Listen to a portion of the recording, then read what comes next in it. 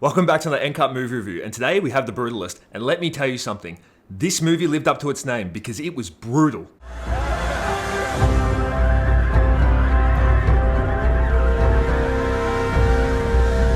Brutalist is an epic period drama film, and let me tell you, that description serves this movie perfectly. The movie's based around a Hungarian Jewish man who's escaping post-World War II and moving to America to make a life for himself. Adrien Brody plays this character, Lazlo Toth, and at this point, if you need someone to play a Holocaust survivor or someone who's going through the Holocaust or anything like that in relation to World War II, you get Adrien Brody, because this man, at this point, has pretty much been through the Holocaust himself. Can I say that?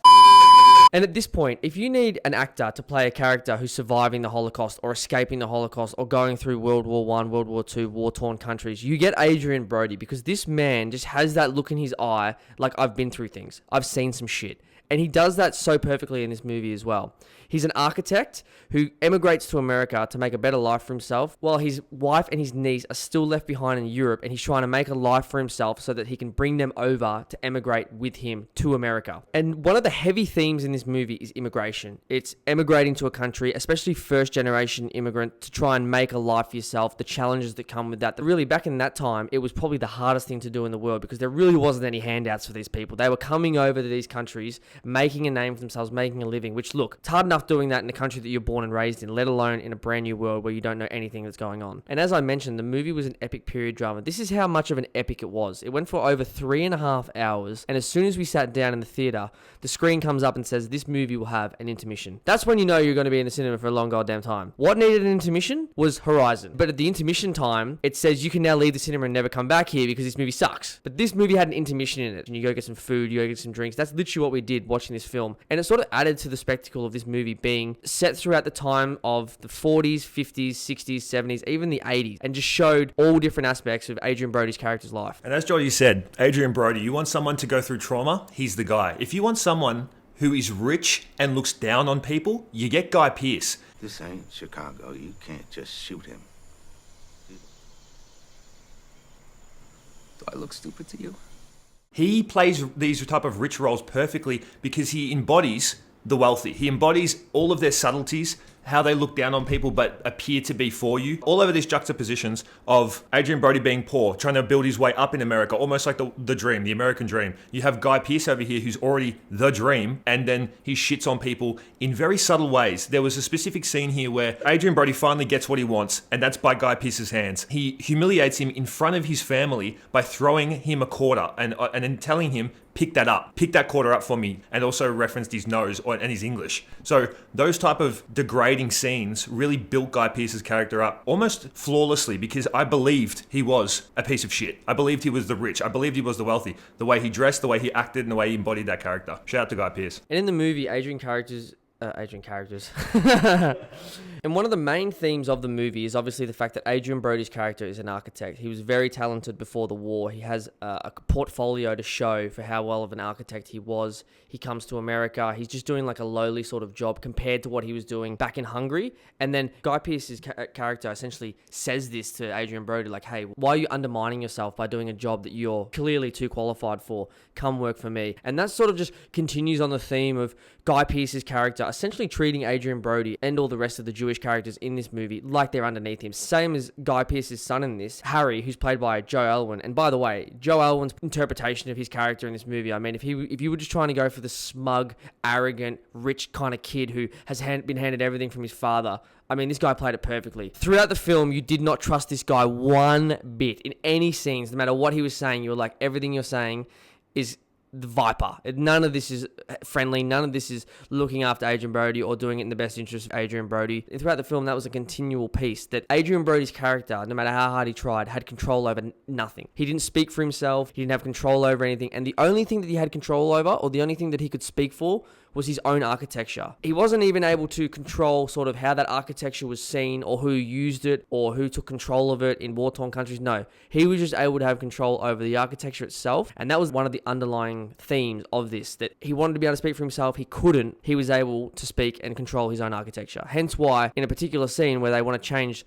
the design a little bit of his architecture, he's willing to pay his own money to fix the design so that it goes back to being his design and not this other guy's, purely because of the control standpoint. That's a good point. When you watch this film, you notice that a lot of the traditionalisms of his architecture was sustained throughout all of the history. And then you go to when he's migrated to New America, and then he's trying to do his own interpretation of architecture. There's always that guy funding it, and it's even almost like Netflix, where they put their finger in the pie and they kind of mess up what's going on of the original idea, because the original idea is probably the best idea. And as Geordie said, he comes over to this country and doesn't even continue his occupation. You don't even really know, like you get told he's an architect, but you don't really know how good of an architect he is and how well renowned he is. And he's doing these other jobs such as like coal mining and stuff like that. He's just doing laboring jobs. It almost reminds me of Good Will Hunting, where, you know, Matt Damon's the most intellectually smart kid that they have, yet he's stopping himself from becoming and achieving what he could be. Very similar in this situation. He's stopping and not really tapping into that talent that he has. And that's a thing Guy Pearce continuously says as a theme throughout this whole film. You never achieve what you want to achieve. You almost sabotage yourself. But that also makes sense. Like the sabotage doesn't even go as far as the working part. It's also like the drug addiction, the alcoholism, which obviously he's using to deal with what happened to him in the Holocaust, which the director in this movie never really shows or touches on what happened during the Holocaust to Adrien Brody's character, but you see it in Adrien Brody's character's actions. You see it in the way he acts, the way he talks, the way he interacts with his wife and things like that. And that's sort of like an interesting way for the director to show that side of him, because look, he could have easily shown the Holocaust and things that Adrien Brody went through, and that would get you a knee-jerk reaction. But instead, you just see it through Adrien Brody's actions, like his addictions, drugs, alcohol, women almost at the start. The fact that he feels so bad about what he's done, but he can't stop himself. He just continually does these same self-sabotaging tactics. That was a cool way to sort of give meaning to why he is the way he's acting without just making it like another Holocaust sort of movie/theme, but also showing off Adrien Brody's range. Yeah, I mean, range, once again, the biggest word we use in most of these This guy, things. man, he can range everything. I mean, at some points, was he Luca Changretta in some scenes? Maybe. Can he get out of that accent from Peaky Blinders? Not really, but, you know, aside from that. Because this movie jumps around from country to country, and they are in Italy at one point here, trying to get the granite or the marble off Carrera. And he just suited Italy so well. Like, almost a chameleon of an actor, like we say with most actors these days, especially good ones, that they are chameleons. Adrien Brody seems to be almost a top tier standard of it. Brody's father is of Polish Jewish descent. Maybe this is why it rang so true to him, really, because it is in the blood, it is in the heritage. That's why he was so deep into character and so method about it. Yeah. Which is really good. Like, watching his demise in this film was probably the most interesting aspect to his character, because they did it in parts. This whole film was done in part 1, intermission, part 2, and then we have the finale. And watching his come from the bottom, from running away from the war and escaping, and then moving into America trying to start his new life, demising his new life again, and then rebuilding it, watching that, you know, that yo-yo of his life was almost real. It's almost, instead of getting the fairy tale ending that we're so used to, you finally get a real life scenario, and the fairy tale ending never really comes. Yeah, I think that's a perfect way to put it. Like, this movie definitely was glum, and the way the movie ends, the director is sort of leaving it in your own hands to come away with the idea of, do you think this movie ended good for Adrien Brody's character? Did it end bad for him, or did it end sort of menial, or did it end like the same way the whole movie went, where once again Adrien Brody didn't have things on his own terms? I think that's why the ending was sort of left open-ended, and it sort of ends a little bit quickly in a way. For a film that goes for so long, it sort of ends without you feeling like, oh, that was the end of the film. Like, you don't really see Adrien Brody's character in the ending. So I think this movie will leave you interpreting so much. And I guess you get that from 3-hour epic movies, really. That's what this guy's going for. You do. You get a whole array of things. One thing I do want to say is the cinematography to this film was so different to what I've ever seen. It's almost like an Instagram ratio, like watching this in just a little square box and filmed on a very old camera, because you could actually see the heat points of when the film would burn up, and then the transitions were almost like a 2006 PowerPoint. Yeah, I think it was to show like a different time. Just watching this was so different. I couldn't believe kind of what I was watching. It was just such a different aspect to a cinematography, which is probably why I got nominated, because of the difference in the cinematography, because it does set an emotional scene, or it does set you up for it to be emotional, literally from the cinematography. And a lot of directors talk about this, depending on what ratio you have it, what aspect you have it at, that will give you a more intimate version of the scene. But you can make a great film over $9 million. Who fucking, why is The Rock making $250 million on Red One? All these overinflated budgets, they fucking suck. You can make an award-winning film for $9 million, or just on $10 million. Like, come on, Hollywood, what are we doing? All you have to do is go back to making good films and not, cash grabs, and we'd have phenomenal films like we usually do. And another fucking thing too, by the way, lighting up a cigarette will never not be cool. Adrien Brody lit so many cigarettes up that he could have legitimately burnt LA down one more time. There was so many cigarettes. And Marlboro's, if they were sponsoring this, their revenue would now be $40 billion. He smoked his lungs for 7 generations. But once again, it will never not be cool. He will always own the screen, and it gives you some type of like, I don't know, swagger or like personality or something like that, like aura. Especially when they have one specific scene is when they have a welding gear go over it and it's an angle grinder on metal. You see sparks flying. This guy in the background, sparks, cigarette, light, look at the camera, spark it up again. Just really, really cool scenes. Like those type of transitions were cool. Those like still shots, the whole, everything in aspect, awesome. Another few interesting aspects this movie touches on is the feeling of people who emigrated, particularly Jewish people who emigrated to the United States pre-World War II compared to people post-World War II. Like at the beginning of the film, we see that one of Lazlo's cousins had emigrated pre-war and had opened up a furniture shop that Lazlo works at, and he's changed his name to Miller rather than Milovich or whatever his name used to be. And Lazlo's like, oh, why would you do that? And, you know, he said, look, people like family names, people like family people. That's why we changed that. Another interesting topic that I thought the movie touched on as well was sort of the different reactions of the diaspora that different Jewish people went through post-World War II, where Israel was created and some felt the call to go back to the motherland, whereas others were like, no, we've emigrated to these new countries and we've created a life for ourselves.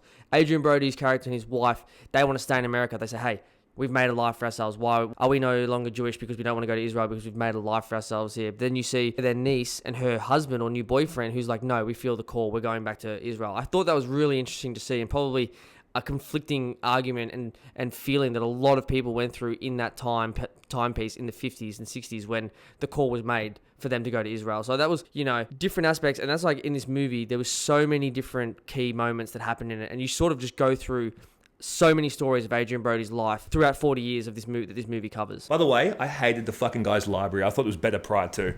That library, like, you know, make it wealthy. It just looked more like a, you know, one of those dumb picture pieces where someone throws a rock at a car and they sell for $700 million. Less is more sometimes. Yeah, it's so dumb though. More is more. Why is less more? And a few other things that I thought were really great in this movie. I mean, the musical scores, anything in the 40s and the 50s and the 60s. It's just such an easy way for a movie to put you into the mindset that that's where you're at right now. I mean, slow motion dancing scenes where the couple's dancing around in like a dimly lit living room with some nice song playing in the background on a vinyl. I mean, it just sets the mood immediately. It also just sets the mood of like rock and roll 50s, 60s, 70s. It takes you back to Fallout, the games, the Fallout TV show, any sort of movie that's based around in that time. So as always, guys, we end these reviews with a rating, and this is 100% watchable. It's going to be a long and brutal watch because it is a slog of a movie, but it is worth it in the end. The payoff is good. The storytelling is awesome. It's captivating.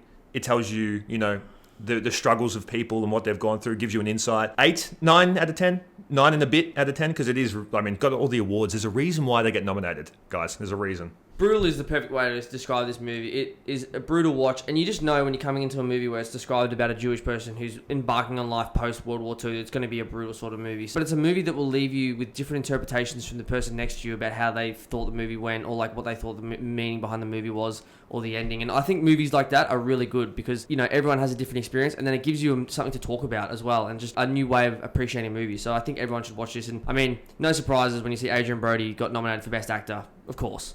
Same with the director for Best Director, of course. Anyway, guys, if you enjoyed the review, do not forget to leave a like and subscribe. Sub it up. Have you guys seen the movie? If you have, tell us what you thought. Write down in the comments. We'd love to know. Anyway, guys, another End Cut movie review. Peace, we out. Peace. And cut.